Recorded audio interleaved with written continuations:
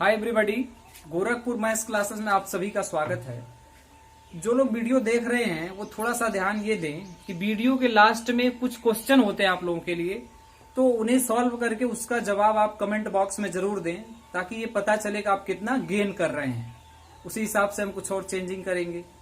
तो आइए लाभ हानि के चैप्टर में नेक्स्ट टाइप के क्वेश्चन को शुरुआत करते हैं। तो एक प्रश्न है, एक व्यक्ति 1 रुपए की 30 वस्तुएं खरीदता है, तो बताइए वह 1 रुपए की कितनी वस्तुएं बेचे कि उसे 20% का लाभ हो। ठीक है ना, गेन परसेंटेज 20।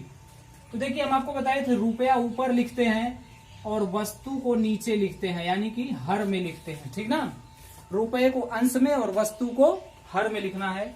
अब जितने का लाभ हो रहा है 20% का लाभ है, तो आप बताइए 100 में 20 जोड़ेंगे 120 होगा। 20% लाभ का मतलब क्या, 120 में जाएगी वस्तु, यानी गुणा 120 और बटे में 100। ये चीज आपको बता चुके हैं। 30 चौक का 120, 4/100 हुआ, जिसका मतलब 1/25, यानी कि वो 1 रुपए की कितनी वस्तुएं बेचेगा, 25 वस्तुएं बेचेगा। ठीक है ना, 1 रुपए में 25 वस्तु सेलिंग प्राइस हो गया। अगला क्वेश्चन है कि एक दुकानदार 5 रुपए में 6 चॉकलेट खरीदता है, तो बताइए वह 15 रुपए में कितने चॉकलेट बेचे कि उसे 10% की हानि हो।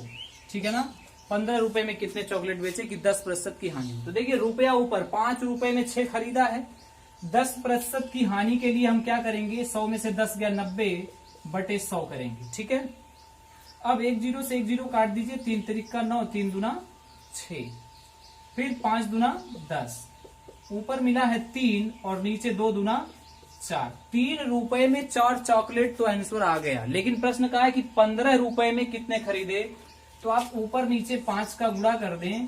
क्यों, क्योंकि हमें 15 रुपया चाहिए ना, तो 3 से 15 कब आएगा, जब 5 का गुणा करेंगे। तो 15 रुपए में कितना हो गया, 20 चॉकलेट, यानी 15 रुपए में 20 चॉकलेट बेचे तो उसे 10% का लॉस होगा। एक अगला क्वेश्चन देखते हैं। एक व्यक्ति 1 रुपए में 25 वस्तुएं बेचता है। अब यहां क्या करना है, अब देखिए ये सेलिंग प्राइस दिया है कि 1 रुपए में 25 वस्तुएं बेच रहा है। यदि उसे 20% का लाभ हो, तो बताइए वह 1 रुपए की कितनी वस्तुएं खरीदा था। तो देखिए रुपया ऊपर लिखना है और वस्तु की संख्या नीचे लिखनी है। ठीक है, अब 1 रुपए में 25 वस्तु थी, तो 1 रुपया ऊपर हो गया और 25 वस्तु नीचे हो गई। प्रश्न कह रहा है कि उसे 20% का लाभ हो रहा है, तो आप बताइए अब क्या करना है। अब देखिए ये सेलिंग प्राइस है कि 1 रुपए में 25 वस्तु बेच रहा है। तो अब जब सेलिंग प्राइस दिया होता है तो हम बताए थे 100 को ऊपर लिखते हैं और नीचे 100 प्लस लाभ या हानि प्रतिशत जो भी होता है। तो 20% का लाभ था तो हो गया 120, 0 से 0 कट गया, 5 पचे 25, 5 दूना 10, 2 छक 12, यानी 1/5 गुणे 6। इसका मतलब वो 1 रुपए में कितनी वस्तुएं खरीदा था, ये कॉस्ट प्राइस आ गया, और ये 1 रुपए में 25 क्या था, सेलिंग प्राइस था। ठीक ना, तो जब सेलिंग प्राइस दिया हो तो आपको 100 ऊपर लिखना है और जब कॉस्ट प्राइस दिया हो तो 100 नीचे लिखना है, बस यही ध्यान देना है। ठीक है, तो 1 रुपए में 30 वस्तुएं वो खरीदा था। अगला प्रश्न है, 1 रुपए की 15 टॉफियां बेचने पर एक दुकानदार को 20% की हानि होती है। यानी जब एक दुकानदार 1 रुपए में 15 टॉफी बेच रहा है तो उसे 20% की हानि हो रही है। तो क्या करेंगे, 100 ऊपर लिखेंगे और 20% की हानि, 100 में से 20 गया 80, 20 पंजे 100, 20 चौक का 80, 5 तिया 15, यानी उसका जो कॉस्ट प्राइस है वो 3 चौक के 12। 1 रुपए में कितनी टॉफी खरीदा था, 12। 1 रुपए में 12 टॉफी खरीदा था। प्रश्न अगर कहता कि 4 रुपए में, तो 4 का गुणा कर देते, 12 चौक 48 टॉफी हो जाता। क्लियर है। एक अगला प्रश्न देखते हैं। प्रश्न ये है कि एक विक्रेता 14 रुपए में 5 नींबू खरीदता है। ठीक है ना, या सॉरी बेचता है। 14 रुपए की कितने, 5। तो 14 रुपए को ऊपर लिखिए और वस्तु की संख्या या वस्तु नीचे हर में लिखते हैं। प्रश्न करा उसे 40% का लाभ होता है। तो 100/140। आपको बता चुके हैं कि 100 ऊपर लिखते हैं जब सेलिंग प्राइस दिया होता है। प्रश्न करा 14 रुपए में 5 बेचता है, तो इसलिए 100 ऊपर और बटे में 100 धन प्रॉफिट यानी 40% 140। 10 से 10 कटा, 14 से 14 कटा। प्रश्न करा 1 दर्जन नींबू कितने में खरीदा था, तो देखिए इसको काट देंगे तो 5 दूना 10 यानी 2 रुपए में 1 नींबू खरीदा है। अब आपसे प्रश्न कर रहा है कि 1 दर्जन नींबू, तो 1 नींबू 2 रुपए में है, तो 1 दर्जन के लिए आप 12 का गुणा कर दें तो कितना मिल गया, 24 रुपए में 12 नींबू यानी 1 दर्जन नींबू। 1 दर्जन में 12 ही होते हैं, तो 1 दर्जन नींबू का दाम कितना आ गया, 24 रुपए। ये कॉस्ट प्राइस है। अगला प्रश्न है, अब इस टाइप के प्रश्न आपसे हल हो जाएंगे, कुछ करना नहीं है, रुपया ऊपर वस्तु नीचे लिख के जैसा प्रश्न कहे वैसा काम करना है, ठीक है। अगला प्रश्न ये है कि एक दुकानदार अपने लाभ की गणना 20% विक्रय मूल्य पर करता है, तो उसका वास्तविक लाभ प्रतिशत क्या है। देखिए हम आपको बता दें कि लाभ की गणना हमेशा कॉस्ट प्राइस पर होता है, लेकिन ये ऐसे प्रश्नों में विक्रय मूल्य पर कहा जाएगा लाभ की गणना। तब क्या करेंगे, जब आपसे वास्तविक लाभ पूछे एक्चुअल प्रॉफिट परसेंट, तो इसके लिए एक छोटा सा फार्मूला जान लें, लाभ बटे 100 माइनस प्रॉफिट इंटू 100। ये वास्तविक लाभ के लिए है। ये एक जगह ऐसा है ये लाभ और हानि में जहां लाभ घटाया जाता है और हानि को जोड़ा जाता है, ठीक है।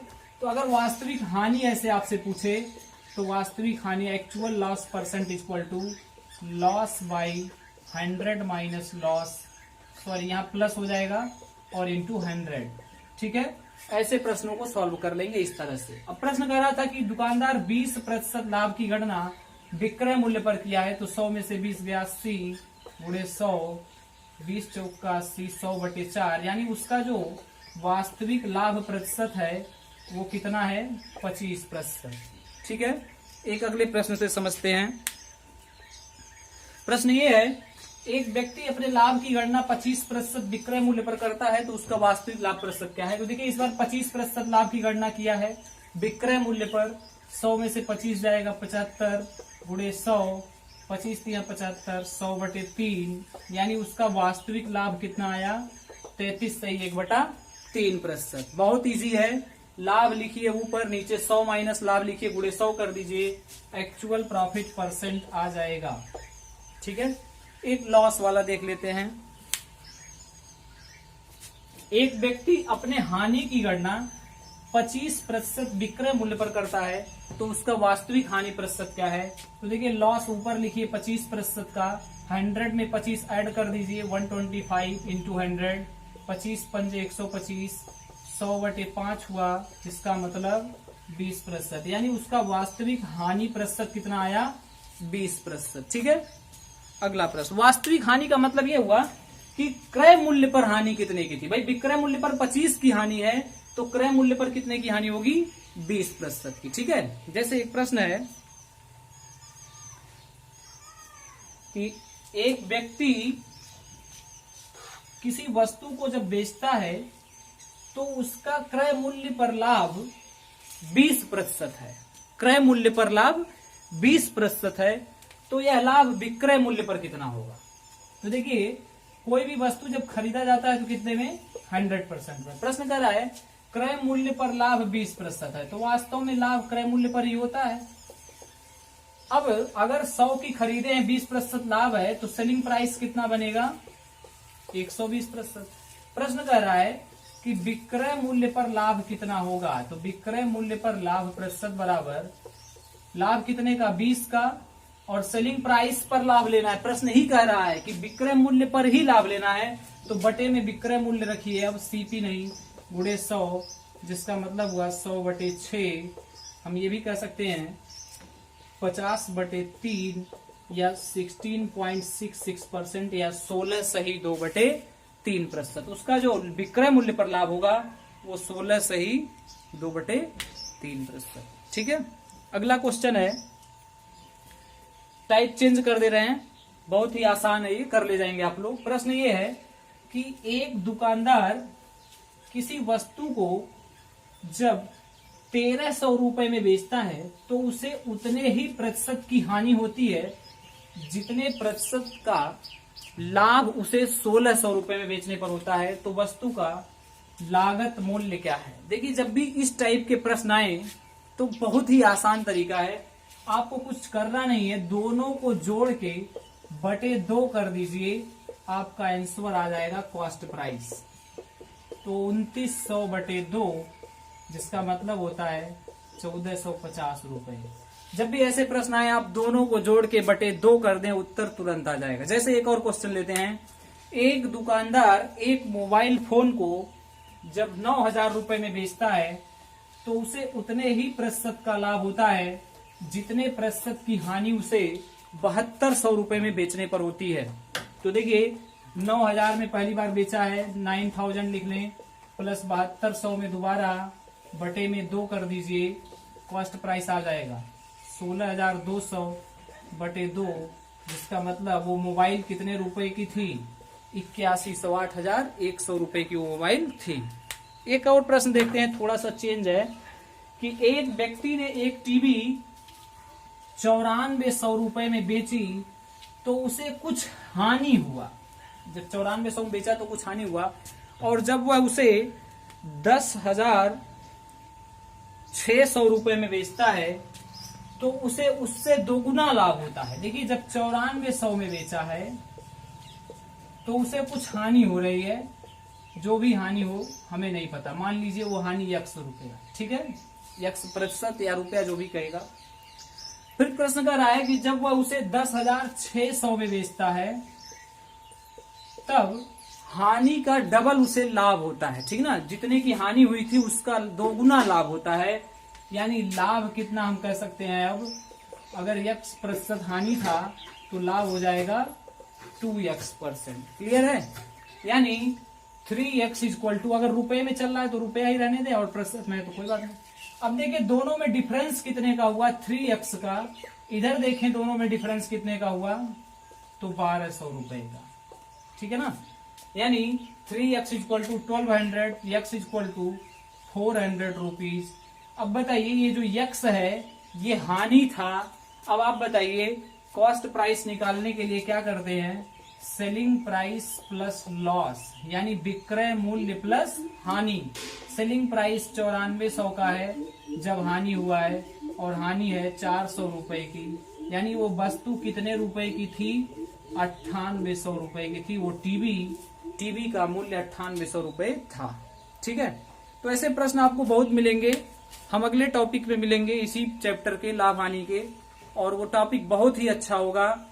कुछ मात्रा लाभ पर बेचा जाए, कुछ मात्रा हानि पर बेचा जाए, तो व्यक्ति का इतने प्रतिशत लाभ या हानि हो रहा है, तो बताइए कितने भाग वह लाभ पर बेचा था। ऐसे प्रश्नों को देखेंगे, भाग वाले प्रश्न, ठीक है, और बहुत ही आसानी से सॉल्व